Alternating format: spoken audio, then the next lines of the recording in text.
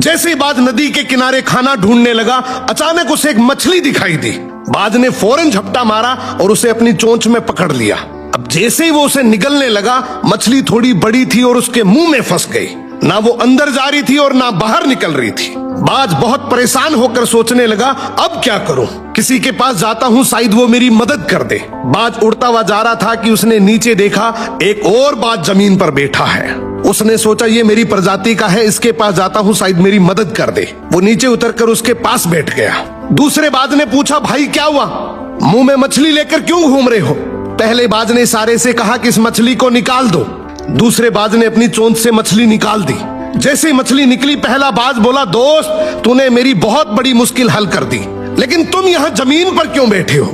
दूसरा बाज बोला, भाई नीचे देखो, यहाँ जाल बिछा हुआ है, मैं तो फंसा हुआ ही था, अब तुम भी फंस गए। पहला बाज अफसोस से बोला, मैं तो एक मुसीबत से निकला हूँ और दूसरी मुसीबत में फंस गया। तभी यहाँ से एक लोमड़ गुजर रहा था। बाज बोले, लोमड़ भाई हमें इस जाल से निकाल दो। लोमड़ बोला, ये बहुत मुश्किल काम है, मैं नहीं कर सकता। पहला बाज बोला, अब ऐसा करते हैं, कुछ और पक्षियों को बुलाते हैं। ऊपर से एक बाज का झुंड गुजर रहा था। नीचे वालों ने आवाज लगाई तो वो सब नीचे आ गए और वो सभी जाल में फंस गए। सब परेशान होकर बोले, अब क्या होगा? ये जाल एक लेपर्ड ने बिछाया था। लेपर्ड आया और उसने देखा कि बहुत सारे बाज जाल में फंसे हुए हैं। वो खुश होकर उनकी तरफ बढ़ने लगा।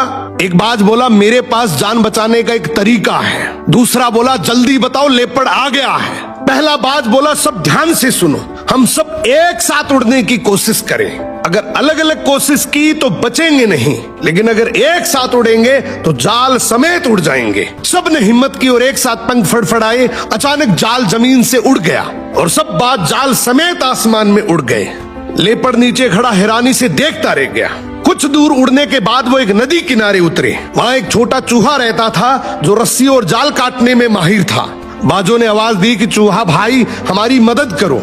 चूहा बोला, अगर तुम सब शांत बैठोगे तो मैं ये जाल काट दूंगा, लेकिन आगे से बिना सोचे समझे किसी की आवाज पर नीचे मत आना। सब बाजों ने वादा किया। चूहे ने अपने तेज दांतों से जाल काट दिया। थोड़ी देर में सब आजाद हो गए। उन्होंने चूहे का धन्यवाद किया और खुशी खुशी उड़ गए। उस दिन सबने सीख लिया और आपको भी सीखना चाहिए कि एकता में ही असली ताकत होती है और जल्दबाजी हमेशा नुकसान का कारण बनती है।